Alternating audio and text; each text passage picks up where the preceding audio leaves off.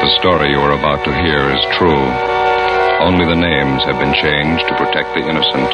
Fatima Cigarettes, best of all long cigarettes, brings you Dragnet.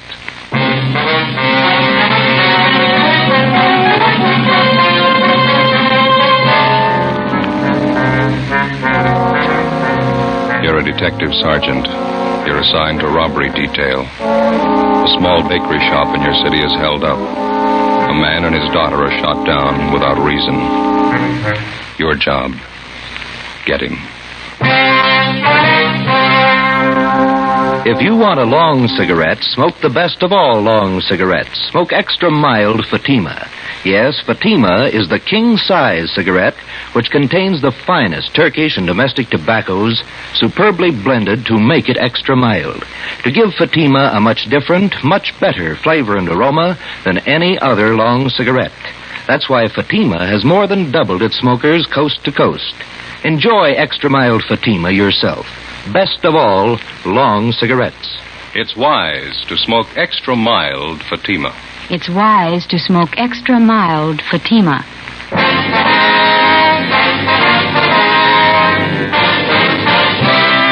Dragnet, the documented drama of an actual crime.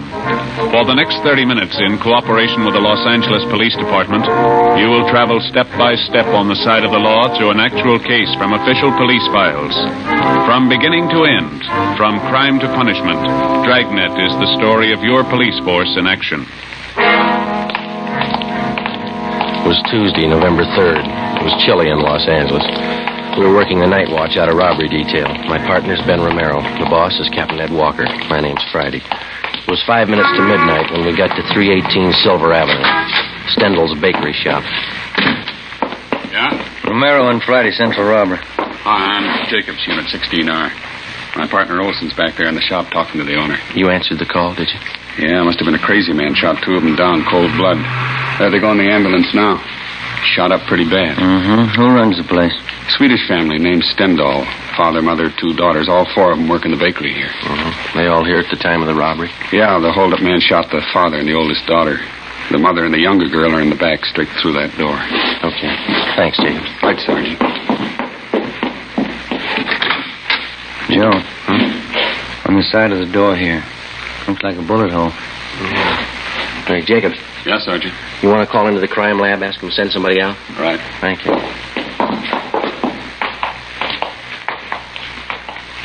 Hi. You Olson? That's right. Romero and Friday, central robbery. Oh, how are you? These are two of the victims, Mrs. Signey Stendal. The girl's her daughter, name's Jennifer. Any other witnesses? Not so far. Neighborhood around here is pretty deserted this time of night. Hold-up man made a fast getaway. The two people who were shot, what kind of shape are they in? The father, Mr. Stendal, he's got a bullet wound in the right shoulder.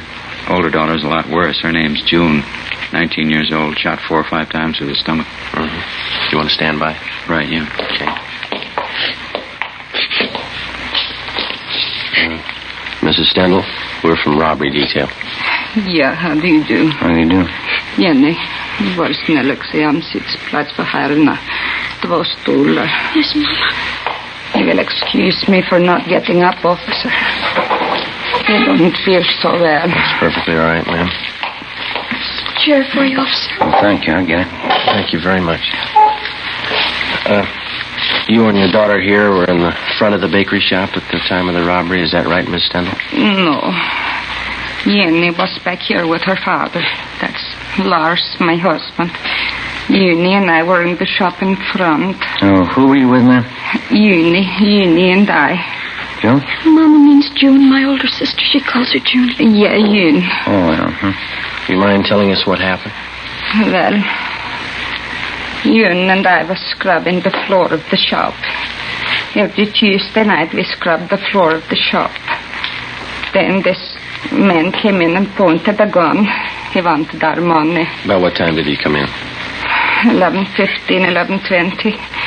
I don't remember for certain. He wanted our money and I gave it to him. How much was that, ma'am? Jenny, du vet. Hur mycket pengar var det kasten? $24. Yeah, $24. Just the paper money. He took it and put it in his pocket. June, my daughter, she started to cry. The man hit her. She cried some more. Then Lars and Jenny came running from the back. Yes, ma'am. The man pointed the gun. He made Lars and me and Jenny stand against that wall. But not June. He took hold of her. Jenny, hur ser du det? Den vägen din mannen. Han bara... June... It was getting fresh with her, Mom. The man tried to get fresh with June officers. June hit him. He tried to drag her out the door with... Yeah, Jenny hit him. Hit him good. And he went like that, threw her against the counter and pushed June down. Crazy man. Crazy look. He kicked her. Mm-hmm. Then Lars, my husband, he ran at the man. He heard the gun loud. And Lars fell down. And I screamed. Yeah.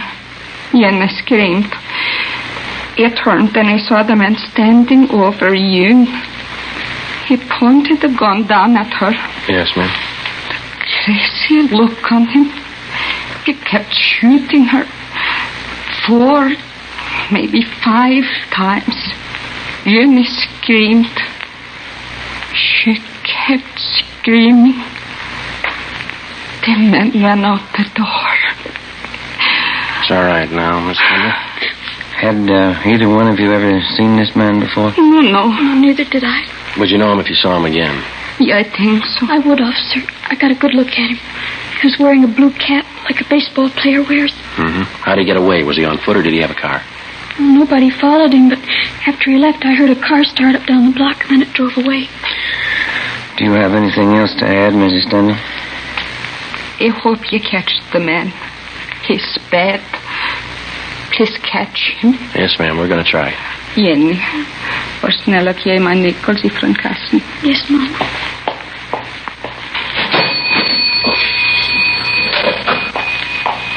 Here, Mama.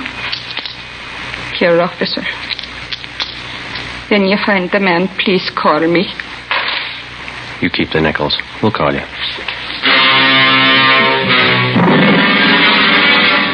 Before we left the scene of the robbery and shooting, Mrs. Stendhal and her daughter gave us their description of the hold-up man, together with the clothing he wore. The suspect had no outstanding physical characteristics that they'd noticed. The only thing unusual about his clothing was that he wore what appeared to be a baseball cap at the time of the hold-up. She described the cap as light blue with a visor. Together with Officers Bechtel and Lopez from Central Robbery, we canvassed the immediate neighborhood for other possible witnesses. We found none. The next morning, we went out to the hospital. The condition of the older daughter, June, was critical. We interviewed the father. He could tell us nothing. At 10 a.m., Mrs. Stendhal and her younger girl, Jenny, were brought to the office, and we started them looking through mug books of parolees previously convicted of armed robbery. Within 2 hours, both of them positively identified the picture of a recent San Quentin release as that of the hold-up man. His name was Harold Best. We started a quick rundown. You pull the package on? Yeah, here's the dope. Harold Best. Alias Harold Norris, alias Harold Thompson, alias Tom Norris. One term for armed robbery in Q. Got out 4 months ago. Ammo and description both match. How about the ex-con files you checking? He's registered. Did you get a hold of his parole officer? Yeah, 2440 Excelsior Avenue is rooming house. Well, that checks with the ex-con files. Parole officer says Best went to work 2 weeks ago at a filling station over on Vermont. Yeah? Doesn't seem to be able to hold a job. Quarrelsome, ran himself into debt. I die. Robbery, Romero. Yeah, right. That's all, huh? Yeah. Right, bye. Ray Pink at the crime lab. They checked the slugs taken from the 2 victims. Yeah? They came from a .32 caliber revolver. Probably a Colt. Mm-hmm. Anything else? That's it. Not too bad a start. We've had worse. Yeah. Maybe we can make that phone call pretty quick. 2 p.m. Wednesday. Ben and I drove out to his rooming house at 2440 Excelsior Avenue, and we found that Herbert Best was still living there. We had the landlady show us his room. Besides the usual personal belongings, we came across nothing of consequence. After questioning the landlady, we drove to the service station on Vermont Avenue where Best was supposed to be employed.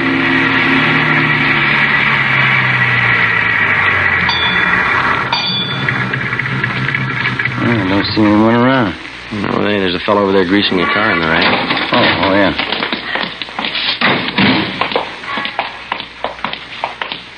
That looks like Best. Mm-hmm. Hey, fella, you. Yeah? Can you tell us if there's a Herbert Best working here? Sure, I'm him. Why? Police officers would like to talk to you. Yeah? What's the matter? Routine investigation. Got a few questions for you. Supposed to have this car greased up a 3:45. What am I supposed to do, please? You or the boss? I'll find him, Joe. You got any heat on you? No. What's it all about? How long is this going to be? Couple minutes. Won't take more than a grease job. Put this thing in shape. I will wait for you. How'd you find me? That nosy landlady of mine? No, routine channels.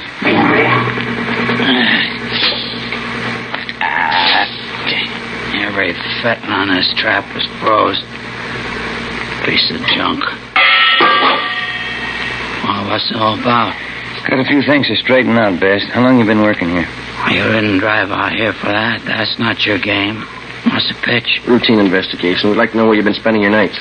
For instance? Sunday night? Where were you? Well, I don't know. I went to a show. Yeah, I saw a Mickey Rooney picture. Where? Downtown. I had a beer after the show. Come home. How about Monday night? I went home after work. I was pooped. Went to bed early. Can you prove it? Landlady saw me come in, always snooping around. She ought to know if I was there or not. How about last night, Tuesday? We played some cards with a friend of mine, him and his wife, Penny Annie Booker. Where? Their place, it's down on Pico, near the park. You can ask them. What time did you get there? I'm not sure. About 8 o'clock, I guess. What time did you leave? What's it all about? What time did you leave? Around midnight, yeah. Must have been around midnight. What'd you play with your friend and his wife? Poker. I lost as usual. Took a streetcar home, went to bed. I'm sure you didn't leave earlier. Of course I'm sure. It was around midnight, I remember. How do you remember? I looked at my watch. Good enough for you? What time did you get home? Well, it takes about a half hour on a trolley. Must have been about 12:30. Did your landlady see you come in? I don't know if she saw me or not. Always snooping around. Probably did. You're not sure? No, of course I'm not sure. She looks for me. I don't look for her. You own a gun, Best? You know better than that, copper. Ex-cons can't have a gun. Your friend and his wife. Now, they're going to back you up if you were playing cards with them till midnight? Why not? I was. Say, there's a boss looking for me. I better let him know I'm here. Just a minute, Best. Yeah? What's that you got in your back pocket there? Huh? In your back pocket, the right one there. Oh, this? Yeah. Baseball cap. Why? 4 p.m. Ben and I checked the suspect's locker at the service station and then drove him back to the office, the interrogation room. We continued questioning him. He denied any knowledge of the holdup and shooting at Stendhal's bakery shop the night before. We asked him again about the friends he was supposed to be playing cards with at the time of the robbery. He told us that they lived over on Pico, but he couldn't remember the address. He volunteered to direct us there, but he said they wouldn't be home. He told us their names were Mr. and Mrs. Clyde Mitchell, and that they were in charge of the food concessions at one of the football stadiums in town. Best was held for suspicion of robbery. That night, we drove out and interviewed the landlady at his boarding house. She knew nothing of Best's whereabouts the previous night. She didn't know what time he left or what time he returned. Ben and I went over his room again. There was no sign of a gun. Friday, 2 p.m. Officers Bechtel and Lopez went out to the hospital to see if Mr. Stendhal and his daughter June could identify Best's mugshot. Ben and I drove out to the stadium to locate Mr. and Mrs. Clyde Mitchell. There was a high school football game going on. High school kids sure have a lot of fun nowadays. Best years of your life, Joe. You sound like you're 85. Some nights I feel like it. The way those kids turn out for these things, you'd think USC and Notre Dame were playing. You see the number on that gate over there? Yeah, 23. Is that the number the gatekeeper gave me? Yeah. Must be the Mitchell stand over there. Come on.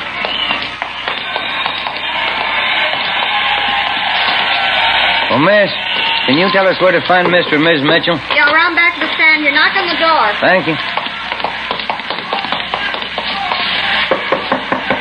Yeah, come on in. You Ms. Mitchell? That's all right. What is it? Police officers. I'd like to talk to you if you have a few minutes. All right, I'm having a bite of lunch, but come on in. Shut the door. Yes, ma'am. Thank you. Lousy food business. You never get a chance to feed yourself. Yes, ma'am. Hey, you care for some of these? New kind of potato chip. Revolutionary, it says. Oh? Mother Thompson's puff chips, flavored. Get all kinds, see? These here are a combination, see, garlic and eggplant. Sure tastes different. Have some? No, thank you. I wouldn't. Thank you. See, we're inquiring about a friend of yours, Ms. Mitchell. Maybe you can tell us something about him. Oh, who's that? Man by the name of Herbert Best. Herb? Yeah, old-time friend of my husband's. What do you want to know? You see him quite often, do you, Ms. Mitchell? Mm-hmm. Once, twice a month. Clyde and I play cards or go out bowling with him. Herb's pretty good company. Uh-huh. When's the last time you saw him? Early this week, Tuesday, I think it was. Sure, it was Tuesday. Let's see, yeah. It was. We played cards. Why? That's your place? That's right, a little poker. Clyde and Herb and me. What time did Best get to your place, Ms. Mitchell? Right after I finished up with the dinner dishes, around 7:45, I'd say. How long did he stay? A couple of hours. We sat around, had a few drinks, played poker, nickel limit. What time did he leave? Do you remember that? A little before 10, I think. I'm sure that, ma'am, is important. Sure as I can be. Must have left before 10 because Clyde and I listened to the 10 o'clock news alone. Then we went to bed right after. Your friend Best tells us he didn't leave your place until midnight. Oh, that's not right. There must be mixed up. He left before 10, I'm sure of that. All right, Ms. Mitchell. Thank you. Say, I hope I haven't said anything I shouldn't have. I know Herb's next con. Yeah. He likes to gamble. You're not checking up on him for Tuesday night, are you? That's right. You playing too much poker? We're not playing enough.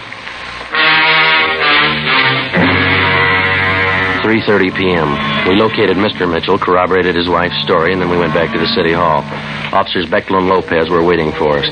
They told us that they had seen Mr. Stendhal and his daughter, June, at the hospital. Both of them had identified Herbert Best's mugshot as that of the holdup man. At a show-up, Mrs. Stendhal and her daughter identified Best. We checked auto records for all stolen cars that might tie in. There were none. We then started to work on the theory that he had taken a bus from his friend's place where he had been playing cards to the Stendhal bakery where the shooting took place. Lopez and Bechtel rode the bus over the same route. It took 43 minutes. Plenty of time for Best to have gotten from one place to the other, even on a slow run. We interviewed the bus driver who'd been on duty that particular line Tuesday night between 10 p.m. and midnight. He identified Best as one of his passengers, but he didn't remember where he got off. The next morning, Ben and I met with Ed Walker, captain of robbery. Hi. How'd you make out? Just saw the deputy DA laid out the case for him. Yeah? We got the complaint. He'll be arraigned this afternoon. How strong a case you got? Well, each one of the Stendhal family identified Best. His alibi didn't stand up for Tuesday night. Uh-huh. And we got that bus driver. He tapped Best, too. And that blue baseball cap. All we need now is the holdup gun. I hate to spoil it for you.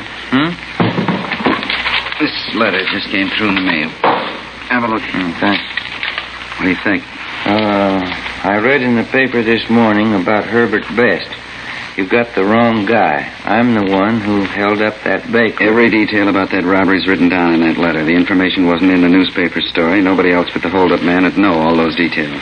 Yeah, wait a minute. Listen to this. Yeah? If you don't believe I'm the right man, I'll shoot up a couple of more jerks. Next time, I'll kill him. It's no crank letter. No, it isn't. You got the wrong man.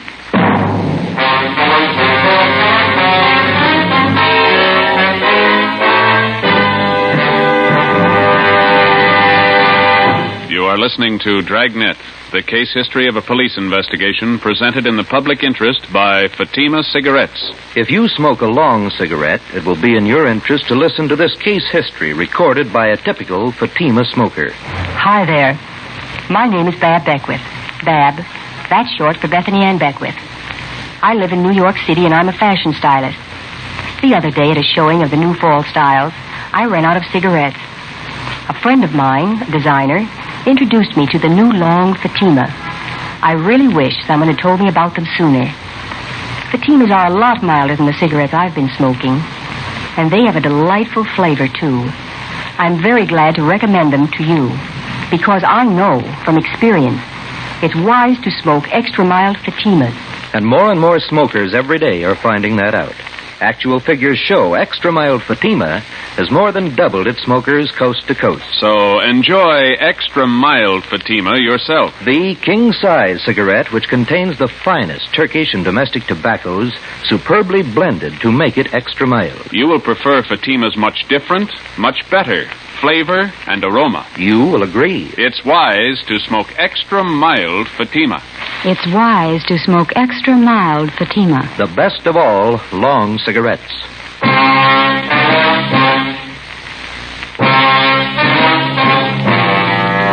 After we received the anonymous letter in the mail confessing to the Stendhal Bakery holdup, we met with the deputy district attorney. We acquainted him with the new facts in the case. That afternoon, the charges against Herbert Best were dropped. We started again at the beginning. 10 a.m. Monday, November 9th. The members of the Stendhal family were again shown mug books of ex-cons with robbery records. This time they picked out 8 mug shots of known robbery men, each with a marked resemblance to the original suspect, Herbert Best. Together with officers Bechtel and Lopez, we started checking them out. The first 2 days, we tracked down 4 of the 8. All of the 4 were in the clear. 5:15 p.m., we got back to the city hall, the carpool. See any empty spots, Joe? No, but don't park it in any one of the city councilman's stalls. Yeah, might get sore. Well, why don't you pull up here? Boyd will take care of it. Yeah, okay. That's good right there.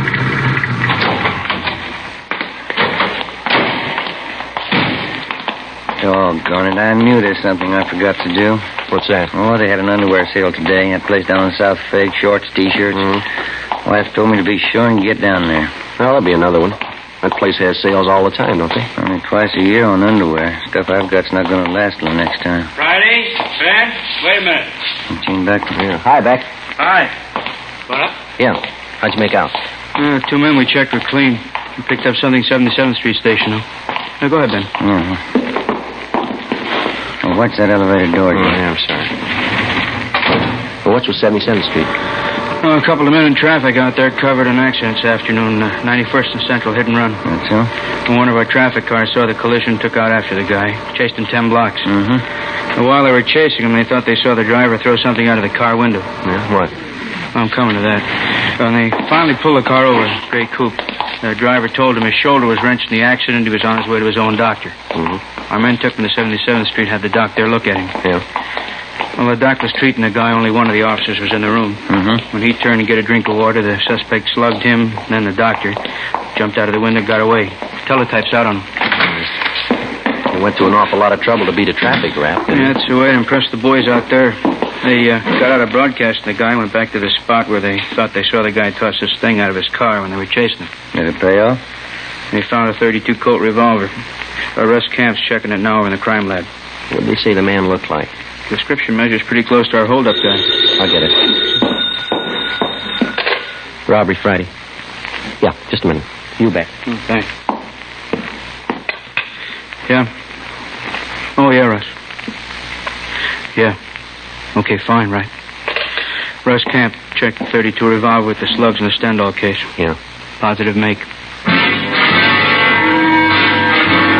The gray coupe, which the unidentified suspect had been driving, had been checked out by traffic officers at 77th Street Division. They had found that the owner and driver of the car was a man named Bruno Stock, a 2-time loser with a page full of major and minor crimes to his credit. We checked his mama sheet, and we got out a broadcast on him in an APB. A stakeout had been placed at his last known address. We picked up a sandwich and a cup of coffee for dinner, and then we started checking out Bruno Stock's relatives and friends. By 6 o'clock the following night, we still had no idea where he was. A little after 9 p.m., we got a call from an informant who told us that a Tommy Josephson, a small-time thief and reputedly a friend of Bruno Stock's, wanted to talk to us. We found him in a small apartment over on West 6th. One thing I want to set you straight on. Bruno's no friend of mine. He's in on the heavy rackets. No heavy racket man's a friend of mine. All right, we've got it. Now where's Bruno? He came here tonight, 6:15. Moved right in on me. Didn't even ask me. What do you want with you? Now, you remember, Bruno's no friend of mine. Yeah, we got that. Now, what do you want? A gun. He knew I had one. I keep it for self-protection. You can't trust these heavy men. Did you give him the gun? Give it to him. He took it. Shook me down like a rat. Made me go out and buy dinner for him. My own dough. Had to bring it back here from. Yeah. Bruno's no friend of mine. What he does with that gun is his grief. It's out of my hands. When did he leave here? An hour ago, I think. Maybe a little less. Shook me down like a rat. Real heavy guy. Where was Bruno going? I don't know. He's crazy. All them heavy guys are crazy. Talk like somebody with a paper head. Did he tell you where he was going? See a friend of his over in Dogtown. Guy runs a bowling alley. Bruno's going to borrow his car. What for? He's heavy, I tell you. Said he was going out on a heist tonight. Did he ever write you guys a letter? Why? Well, he told me he was going to prove what he wrote to you. Crazy. I didn't get it at all. Yeah. Said he was going out to kill a couple of jerks. 9:30 p.m. We got the address of the bowling alley run by Bruno Stock's friend, and we called the office. An alert for the suspect was broadcast immediately. Together with Gene Bechtel and Lopez, we drove to the bowling alley. Ben and I went in. Bechtel and Lopez covered the outside. It's a good crowd. I wonder where they do business. I don't see any counter. No, neither do I. Oh, yeah. There it is. Way over in front. Oh, yeah. There's nobody behind the cash register. How about that fellow in the white T-shirt standing by the cigarette machine? Yeah, looks like he works here. Let's go. Joe, the guy with him just turned towards Bruno, come on. He sees us. He's going for the back. All right, you, let's hold it up. Come on. He ducked in there to the right, Joe. Down behind the alley. Hold it up, Stock. The window, Joe. Went right through it. Come on. Here. There he is. Get out. Joe! He's in there, Beck. Cover the front. Right. Over the fence, Joe. There he is. All right, give it back. Yeah. Come on.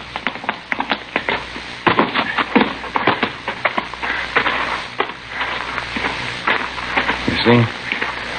No. Got to be in the yard someplace. Yeah.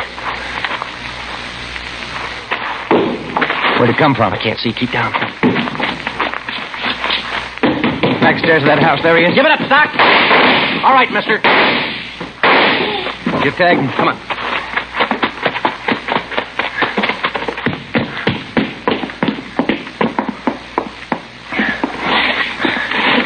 What's it look like? Wait a minute. It's a shoulder wound. You want to shake him down? Yeah. Joe? Ben? You all right? Yeah. Get an ambulance, will you, Beck? Right. I'll throw the cuffs on him, huh? Yeah.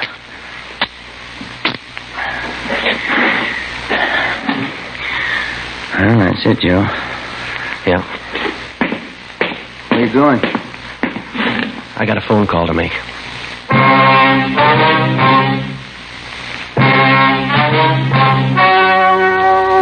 The story you have just heard was true. Only the names were changed to protect the innocent. On February 18th, trial was held in Superior Court, Department 84, City and County of Los Angeles, State of California. In a moment, the results of that trial. And now, here is our star, Jack Webb. Thank you.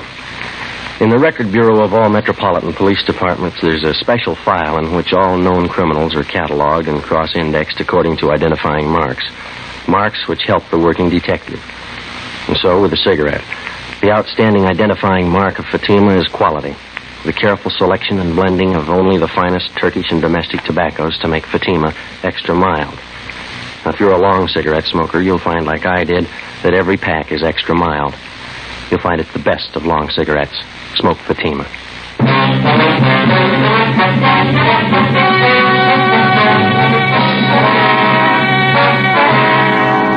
Bruno Alfred Stock was tried and convicted of first-degree robbery and assault with intent to commit murder, 2 counts. Because of his prior convictions, he was adjudged an habitual criminal and sentenced to a life imprisonment. He is now serving his term in the state penitentiary. You have just heard Dragnet, a series of authentic cases from official files. Technical advice for Dragnet comes from the Office of Chief of Police W.H. Parker, Los Angeles Police Department. Fatima Cigarettes, the best of all long cigarettes, has brought you Dragnet from Los Angeles. Coming up, Duffy's Tavern. Next Tuesday, it's Fibber McGee on NBC.